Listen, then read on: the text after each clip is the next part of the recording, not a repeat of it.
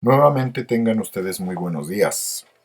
Vamos a comenzar a construir ahora con base en lo que ustedes han ido leyendo y que se ha hecho una sumatoria del conocimiento adquirido desde las primeras lecturas, comenzando por supuesto con la historiografía general y los planteamientos teóricos de los últimos 2300 años, de las tres formas de lectura básicas que nos explica Norma Durán, pasando por la utilización de los deícticos, como nos lo explica Alfonso Mendiola, y de ahí derivando a tratar de analizar cómo las formas de escritura de Herodoto hacia acá han ido reflejando las maneras en las que los hombres han ido tratando de interpretar el mundo que les rodea, pero no necesariamente desde la perspectiva objetivante, analítica, observante de la naturaleza o de los hombres o de los hechos y acontecimientos,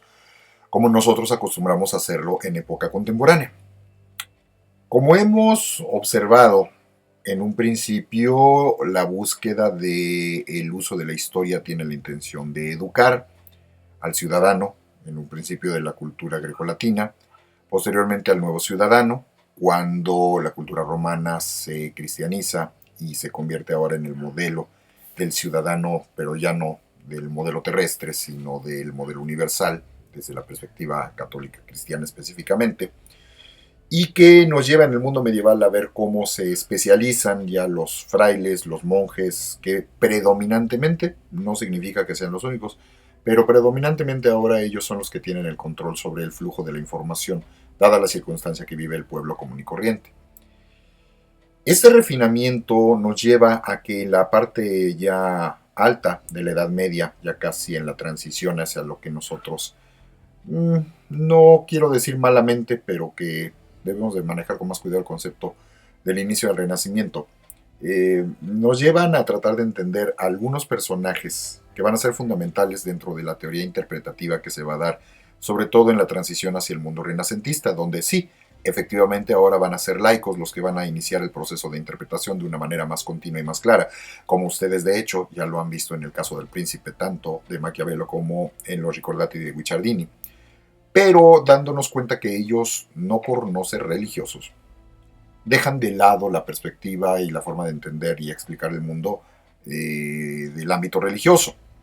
Este no se separa tan fácilmente, todavía falta un rato para que se separe. Y esto va a ser fundamental para lo que sigue en la construcción de nuestro análisis. Porque dentro de esta transición al mundo renacentista, como les decía, no quedan nada más los laicos como los únicos escritores y traductores del sentido y el significado de las cosas. Porque va a haber una resistencia propia por parte de la misma estructura y la jerarquía y la interpretación religiosa. Y otra por parte de la estructura mental, que no es tan fácil de cambiar de un día para otro y que, aunque no lo haga explícitamente, sigue utilizando elementos de la visión cultural previa. Y aquí curiosamente no vamos a utilizar un texto del siglo XIII o del siglo XIV, sino una interpretación del siglo XX acerca de lo que representarían esas visiones de los siglos XIII y XIV, específicamente del año 1327, retomando una vez más el nombre de la rosa en un segmento que, si bien no les dejé que lo leyeran ustedes directamente, lo hice con la intención de yo leérselos personalmente, tratando de ayudarles a que entiendan este proceso difícil de transición, en donde lo laico todavía no domina y lo religioso aún no se desplaza. Y vamos a tener un ámbito en el que ambos conviven y a veces la convivencia no va a ser tan fácil ni va a ser tan sencilla. Lo que les voy a leer literalmente a continuación es un segmento del libro El nombre de la rosa, al que ya hicimos alusión y referencia en algún momento previo, que ustedes mismos leyeron dos segmentos. Y este segmento nos habla del quinto día de los hechos y los acontecimientos, cuando toca la oración de completas, y que se titula Donde se escucha un sermón sobre la llegada del anticristo y Azzo descubre el poder de los nombres propios. Lo que voy a leer es directamente algo que ustedes escucharon en labios del actor que encarnó al personaje de Jorge de Burgos en la película El nombre de la rosa, pero que en la película Como les decía, también hay que saber analizar las diferentes formas de presentar de una plataforma u otra, de la plataforma escrita a la plataforma audiovisual que representa el cine, y que en el cine se queda un tanto corta en la explicación del por qué hay el interés de que la gente no conozca la obra de Aristóteles. Fíjense cómo es muy curioso.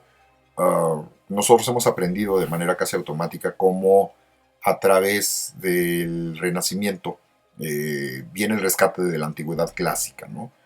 Pero se nos olvida que este rescate de la antigüedad clásica no viene del Renacimiento, viene desde mucho antes, y que va a generar una serie de reacciones, tanto en los laicos como en los clérigos.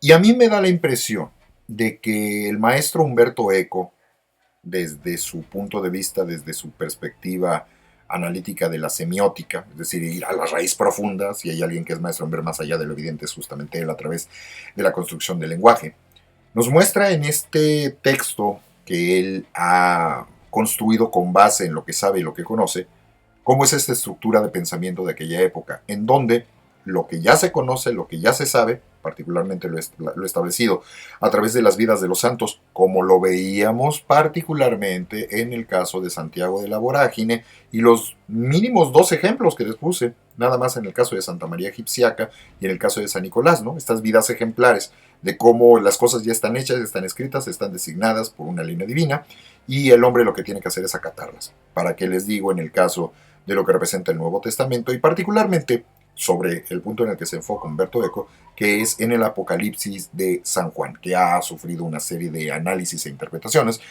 a veces fuera de contexto porque justamente nosotros no tenemos los elementos para entender a ciencia cierta, porque no fue escrito para nosotros, entender a ciencia cierta qué es lo que, si es que se puede analizar de esta manera, objetivamente trató de decir el propio San Juan, pero también entendiendo que su intención no es ser objetivante, no es como nosotros lo manejamos ahora, es a través de alegorías cómo se hacen las explicaciones de las cosas.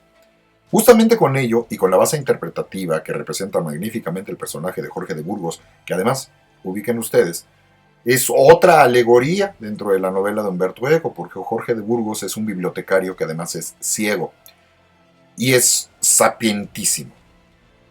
Representa a otro personaje real, un personaje verdadero, un personaje que habría vivido en Argentina en el siglo XX, uno de los más grandes pensadores, no solo de este siglo, sino de la historia del mundo occidental completa, que se llama Jorge Luis Borges, que también en algún momento fue bibliotecario y que por supuesto en sus épocas de mayor lucidez estaba ya completamente ciego. Y representa mucho de lo que es este conocimiento acumulado, pero que no necesariamente va a ser tolerante con otros puntos de vista, como es el caso justamente de Jorge de Burgos. Una vez teniendo ustedes esta información, entiendan aún mejor la manera en la que se hace el proceso de interpretación de textos como estos y una serie de pequeños textos que iremos leyendo en esta semana y la siguiente, que nos permitirán entender una especie de pensamiento que diríamos es casi mágico, previo al desarrollo del Renacimiento, pero que también va de la mano del Renacimiento, no quedan desprendidos, y que nos muestra que todavía, a pesar de que ya vivimos, en el caso del Renacimiento, la era de los descubrimientos, que todavía falta mucho para que se establezca este pensamiento lógico y racional que nosotros identificamos del siglo XVIII y XIX, y que aún así, de todas maneras, no es ni nuestra lógica ni nuestra racionalidad. Eso hay que entenderlo muy bien. Procedo a leerles directamente el texto. Sí es un poco largo, pero les invito a que pongan toda la atención del mundo para que puedan entenderlo. Si ustedes llegan a tener por allí algún volumen del Nombre de la Rosa, lo pueden leer directamente. Reitero, en el capítulo que está relacionado con el quinto día, con la hora de completas, repitiendo. Se titula Donde se escucha un sermón sobre la llegada del anticristo y Azzo descubre el poder de los nombres propios. Aquí tenemos a Jorge de Burgos, que habla en un sermón, pidió específicamente que se le diera la palabra, y va a decir lo siguiente con respecto a los crímenes que se supone están ocurriendo por obra demoníaca dentro de la propia abadía. Dice directamente: Jorge subió al púlpito, apoyándose en alguien. Su rostro estaba iluminado por la luz del trípode, única lámpara encendida en la nave. La luz de la llama ponía en evidencia la oscuridad que pesaba sobre sus ojos, que parecían dos agujeros negros. Y comienza a hablar.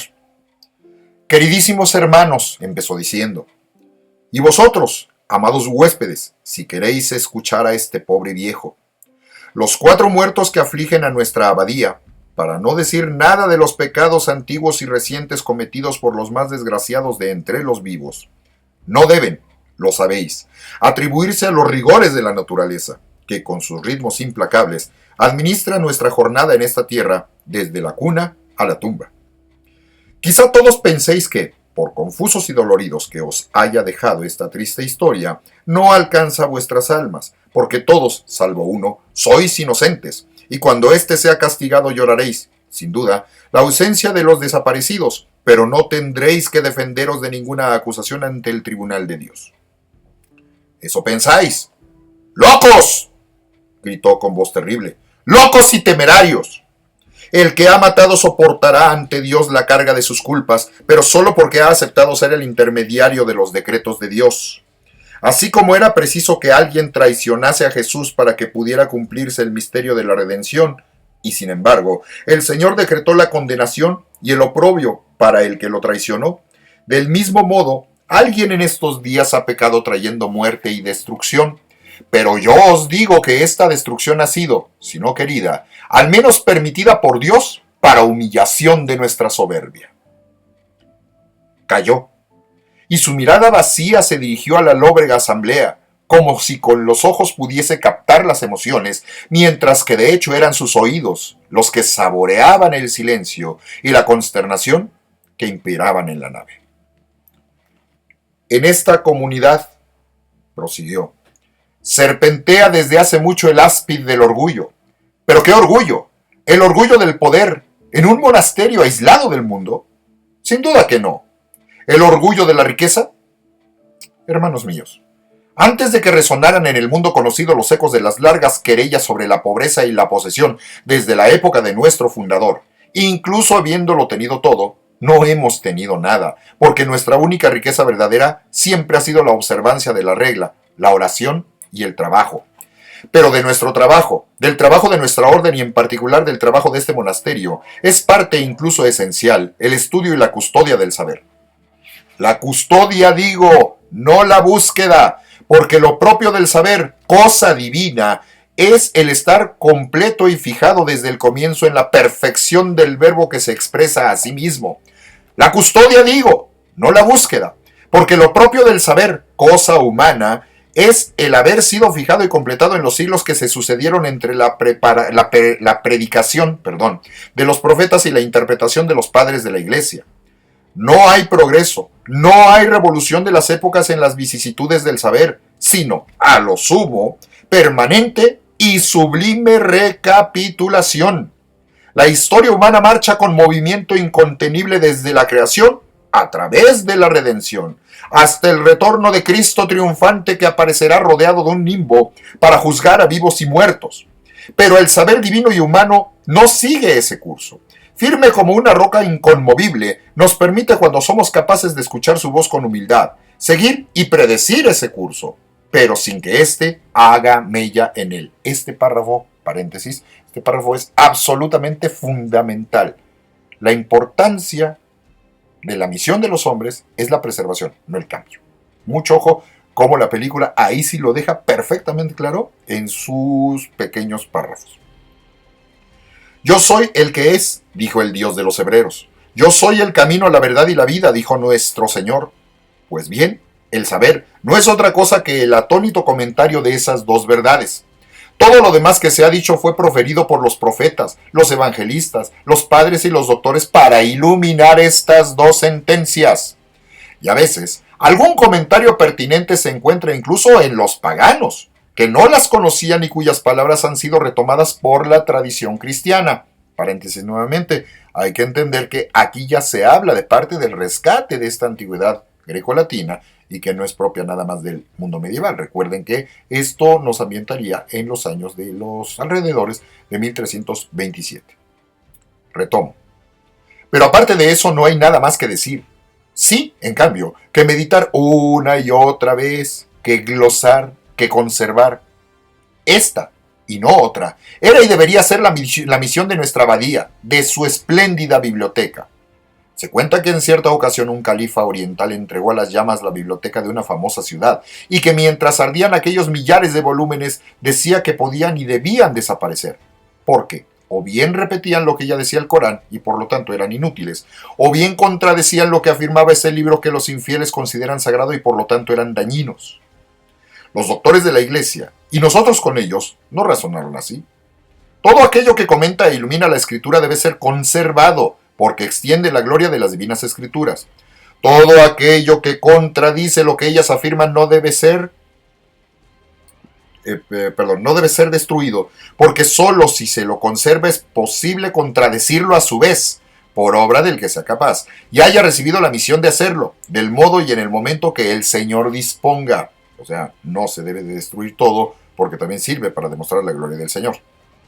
De ahí, la responsabilidad de nuestra orden a lo largo de los siglos y el peso que abruma hoy a nuestra abadía. Orgullosos de la verdad que proclamamos, custodiamos con prudencia y humildad las palabras que les son hostiles, sin dejar que ellas nos contaminen. Pues bien, hermanos míos, ¿cuál es el pecado de orgullo que puede tentar al monje estudioso? El de interpretar su trabajo ya no como custodia, sino como búsqueda de alguna noticia que aún no haya sido dada a los hombres, como si la última no hubiese resonado ya en las palabras del último ángel que habla en el último libro de las Escrituras. Y él, a su vez, cita: yo atestiguo a todo el que escucha mis palabras de la profecía de este libro que, si alguno añade a estas cosas, Dios añadirá sobre él las plagas escritas en este libro. Y si alguno quita de las palabras del libro de esta profecía, quitará Dios su parte del árbol de la vida y de la ciudad santa, retomamos a San Agustín, que están escritos en este libro. Pues bien, ¿no os parece, infortunados hermanos, que estas palabras aluden precisamente a lo que ha sucedido no hace mucho entre estos muros y que, a su vez, lo que ha sucedido entre estos muros alude precisamente a las vicisitudes mismas del siglo que vivimos, que tanto en la palabra como en las obras, en las ciudades como en los castillos, en las orgullosas universidades como en las iglesias catedrales, trata de esforzarse por descubrir nuevos codicillos a las palabras de verdad, deformando el sentido de esa verdad ya enriquecida por todos los escolios? Esa verdad que en vez de estúpidos añadidos, lo que necesita es una intrépida defensa. Este es el orgullo que ha serpenteado y sigue serpenteando entre estos muros. Y yo digo a quien se ha empeñado y sigue empeñándose en romper los sellos de los libros que le están vedados, que ese es el orgullo que el Señor ha querido castigar, y seguirá castigando hasta que no se rebaje y se humille, porque dada nuestra fragilidad, el Señor nunca le ha sido, ni le es, difícil encontrar los instrumentos para realizar su venganza. Claro que aquí Guillermo de Baskerville tiene algo que decir. ¿Has escuchado, Atzo?, me dijo por lo bajo Guillermo. El viejo sabe más de lo que dice. Tenga o no parte en esta historia, el hecho es que sabe, y nos advierte que mientras los monjes curiosos sigan violando la biblioteca, la abadía no recuperará su paz. Después de una larga pausa, Jorge siguió hablando. Pero ¿quién es en definitiva el símbolo mismo de este orgullo? ¿De quién son los orgullosos figura y mensajeros, cómplices y abanderados? ¿Quién en verdad ha actuado y quizás sigue actuando entre estos muros para avisarnos de que los tiempos están próximos y para que nos consolemos, porque si los tiempos están próximos, aunque los sufrimientos sean insoportables, no son infinitos en el tiempo, puesto que el gran ciclo de este universo está por consumarse? Oh, lo habéis comprendido muy bien. Y tenéis miedo de pronunciar su nombre porque también es el vuestro, pero aunque vosotros tengáis miedo, yo no lo tendré. Y diré ese nombre en voz muy alta para que vuestras vísceras se retuerzan de terror y vuestros dientes castañeteen hasta cortaros la lengua, y para que el hielo que se forme en vuestra sangre haga caer un velo de tinieblas sobre vuestros ojos. Es la bestia inmunda, el anticristo. Volvió a hacer otra pausa inacabable. Los asistentes parecían estar muertos. Lo único que se movía en toda la iglesia era la llama del trípode, pero hasta las sombras que formaba esa llama parecían congeladas. El único ruido, ahogado, era el jadeo de Jorge, que se secaba el sudor de la frente. Después continuó. Quizá quisierais decirme: no, aún no llega. ¿Dónde están los signos de su llegada? ¡Necio quien lo diga! Pero si cada día en el gran anfiteatro del mundo, y en su imagen reducida que es este monasterio, nuestros ojos pueden contemplar las catástrofes que anuncian su llegada, está dicho que cuando se acerque el momento surgirá en Occidente un rey extranjero, señor de bienes dolosos, ateo, matador de hombres, tramposo, sediento de oro, capaz de mil ardides, malvado, enemigo y perseguidor de los infieles, y que en su época la plata no importará sino solo el oro. Lo sé bien. Mientras me escucháis, vuestra mente no para de preguntarse si el que estoy describiendo se parece al Papa, al emperador, al rey de Francia o a cualquier otro para luego poder decir, es mi enemigo, yo estoy del lado bueno. Pero no soy tan ingenuo como para indicaros un hombre. Cuando llegue el anticristo, lleguen todos y para todos, y todos forman parte de él. Estará en las bandas de salteadores que saquearán ciudades y comarcas. Estará en signos repentinos del cielo, donde de pronto surgirán arcoíris, cuernos y fuegos, al tiempo que se oirán bramidos de voces y hervirá el mar. Está dicho que los hombres y las bestias engendrarán dragones, pero con ello quería decirse que los corazones concebirán odio y discordia. No miréis a vuestro alrededor para ver si descubrís las bestias en las miniaturas con que os deleitáis en los pergaminos. Está dicho que las jóvenes esposas, parirán niños capaces de hablar perfectamente, y que esos niños anunciarán que los tiempos están maduros y pedirán que se los mate. Pero no busquéis en las aldeas de abajo. Los niños demasiado sabios ya han sido matados entre esos muros. Y, como los de las profecías, tenían el aspecto de hombres ya canosos y eran los hijos cuadrúpedos de las profecías, y los espectros y los embriones que deberían profetizar en el vientre de las madres pronunciando encantamientos mágicos. Y todo está escrito, ¿sabéis? Y está escrito que habrá gran agitación en los estamentos sociales, en los pueblos, en las iglesias. Que surgirán pastores inicuos, perversos, llenos de desprecio, codiciosos, ávidos de placer, hambrientos de ganancias, afectos a los discursos vanos, fanfarrones, arrogantes, golosos, malvados, libidinosos, jactanciosos, enemigos del evangelio, reacios a pasar por la puerta estrecha, dispuestos a despreciar una y otra vez la palabra verdadera y aborrecerán todo camino de piedad. No se arrepentirán de sus pecados, y así difundirán entre los pueblos la incredulidad, el odio entre hermanos, la maldad, la crueldad, la envidia, la indiferencia, el latrocinio, la ebriedad, la intemperancia, la lascivia, el placer carnal, la fornicación y todos los demás vicios. Desaparecerán la aflicción, la humildad, el amor a la paz, la pobreza, la compasión, el don del llanto. ¡Vamos! ¿Acaso no os reconoceréis, todos los aquí presentes, monjes de la abadía y poderosos, que habéis llegado de afuera?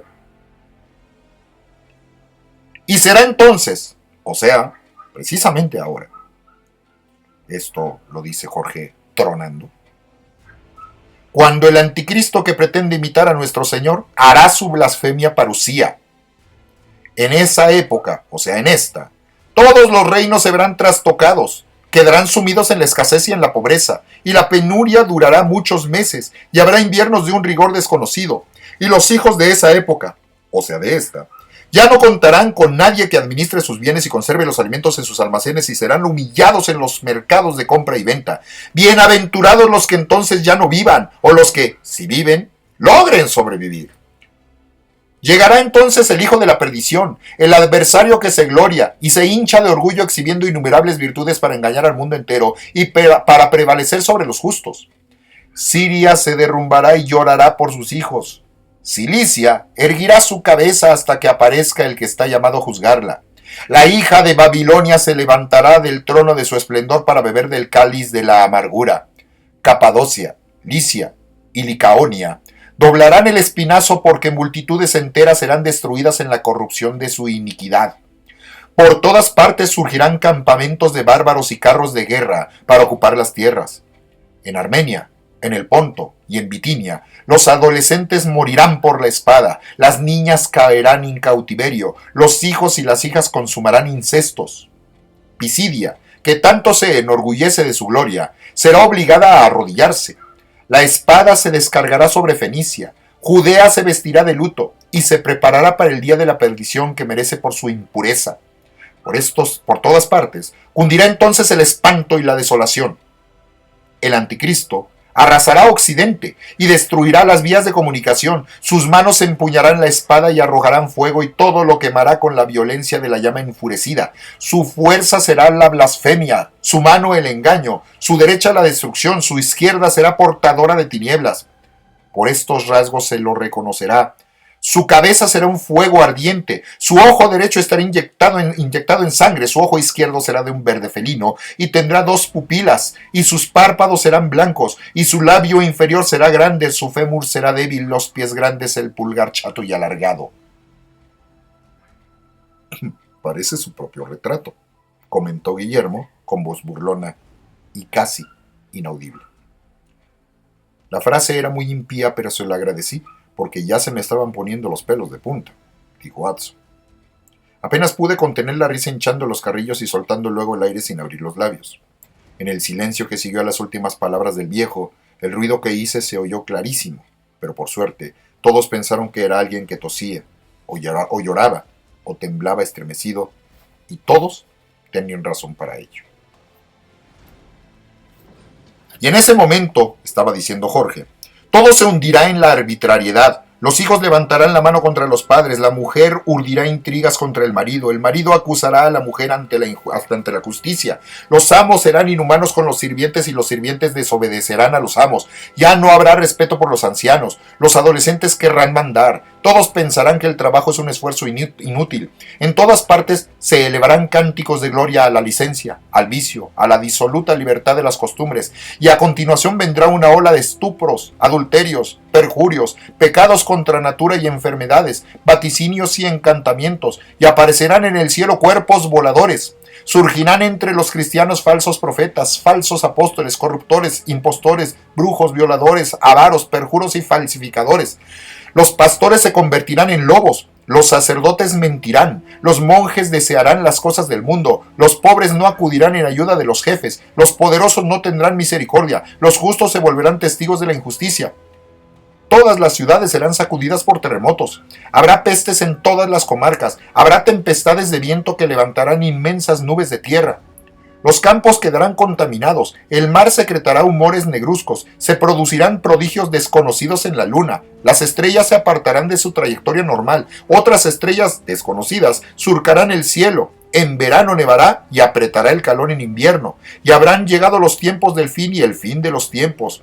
El primer día, a la hora tercia, se elevará en el firmamento del cielo una voz grande y potente, una nube purpúrea avanzará desde septentrión, truenos y relámpagos la seguirán y caerá sobre la tierra una lluvia de sangre. El segundo día la tierra será arrancada de su sitio y el humo de un gran fuego cruzará las puertas del cielo. El tercer día los abismos de la tierra retumbarán desde los 4 rincones del cosmos, los pináculos del firmamento se abrirán, el aire se llenará de pilastras de humo y habrá hedor a azufre hasta la hora 10ª.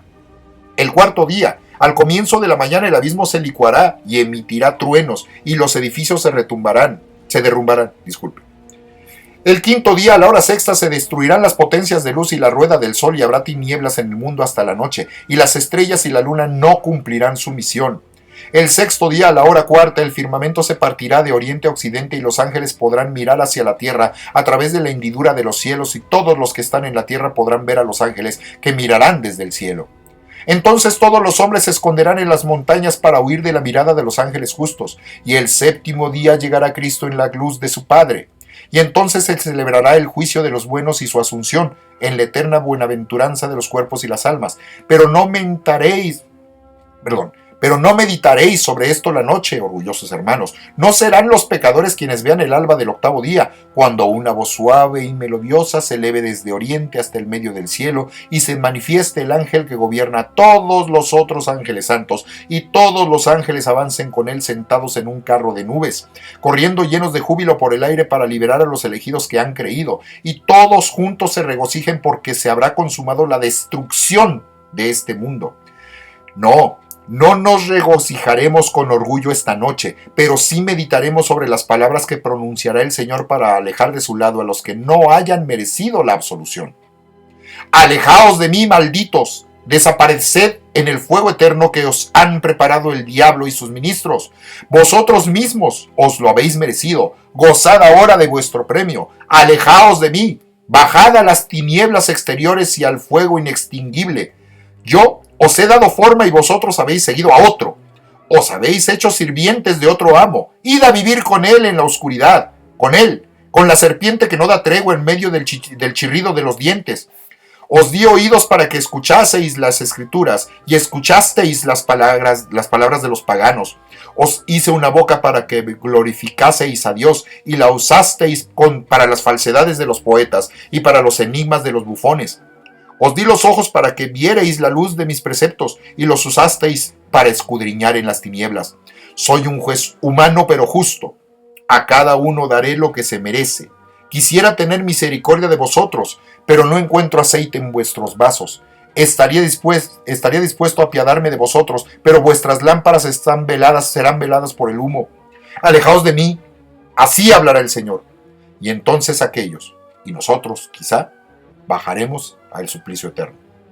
En nombre del Padre, del Hijo y del Espíritu Santo. Amén, respondieron todos al unísono.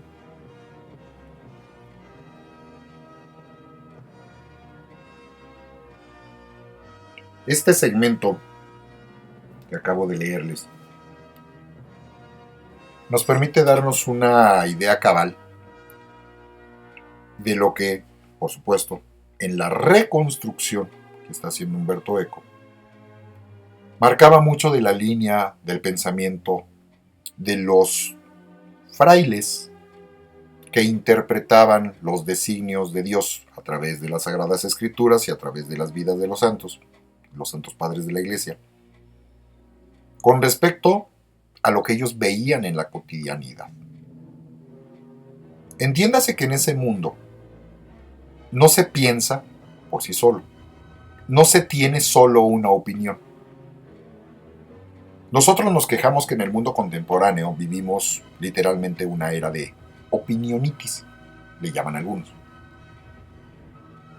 En aquellas épocas, claro, por supuesto que la gente común y corriente puede tener opiniones personales propias e individuales, pero al momento de hablar con saber, con conocimiento de causa, y estos hombres cultos tenían todo este conocimiento como para poder hablar y opinar, la mayor parte de la gente no tenía ni voz, ni voto, no tenía palabra. Ellos no sabían, ellos no conocían, ellos no entendían, así es como se les había explicado. Solo los grandes hombres sabios y doctos, aquellos que están preparados, aquellos que han recibido la facultad de entender, como se considera a sí mismo el propio Jorge de Burgos, tienen la capacidad de explicar las cosas. Y cuando ellos hablan, lo que dicen es ley. Para esto ellos son la autoridad. Este punto va a ser fundamental para entender lo que viene a continuación. Si nosotros comenzamos a darnos cuenta que cada vez comienzan a aparecer más escritores que no forman parte de la jerarquía eclesiástica, que ni siquiera forman parte de la iglesia misma, y que comienzan a hablar con autoridad a través de lo que ellos leen, de lo que ellos analizan, de lo que ellos interpretan, nos daremos cuenta que para poder entrar en este círculo tienen que embonar en la línea de pensamiento y tienen que coincidir en parte del proceso interpretativo. Pero esto no significa que todo el tiempo van a estar de acuerdo con ello. Y tarde o temprano ellos también van a hacer sus propios análisis y van a emitir sus propias interpretaciones, lo cual nos dará como consecuencia que a veces hagan interpretación de cosas que ellos no necesariamente dominan en el aspecto teológico y que por supuesto les va a acarrear severos problemas cuando sean cuestionados por la autoridad, cuando su voz se ha levantado demasiado alto. Esto, mucha atención por lo que le va a pasar más adelante a Galileo Galilei. Y notan más adelante la forma en la que un propio clérigo, Savonarola, va a tomarse literalmente una visión similar a la que nos plantea aquí Umberto Eco con Jorge de Burgos, nada más que se empieza a pasar de la raya y esto va a generar una serie de problemas. La palabra clave en esto que acabamos de revisar ahorita, chavos, se llama profetizar. Y justamente esta palabra clave es la que nos permitirá entender las formas de pensamiento de gente como Gioacchino dei Fiore, fundamentalísimo para la historia de los franciscanos y la interpretación del milenarismo, que no tiene nada que ver con que el mundo se va a acabar el año 1000 o el 2000 o el 3000. No, eso es una tergiversación hecha justamente por los que no saben, no conocen las otras formas de leer. Lo que va a explicar desde su óptica y su perspectiva el propio Marco Polo, lo que va a entender y a interpretar el mismísimo almirante Cristóbal Colón, y lo que otros personajes como Lorenzo de Medici vivirán a finales del siglo XV y principios del siglo XVI. Lo que va a representar la llegada, como ustedes lo escucharon, de un gran soberano que no saben todavía quién es, pero que llegará o a imponer justicia o a acabar con todo. Es en ese mundo donde las profecías tienen toda una lógica y todo un sentido. Y estas profecías solo se pueden analizar si se domina y se conoce perfectamente el Antiguo, el Nuevo Testamento, a las santas autoridades y por supuesto todo lo que implica la revisión del pensamiento de la patrística y la escolástica. Esta visión es fundamental para entender la era de los descubrimientos, que es lo que nos va a tocar revisar poco a poco en la construcción que iremos viendo a continuación. Muchas gracias.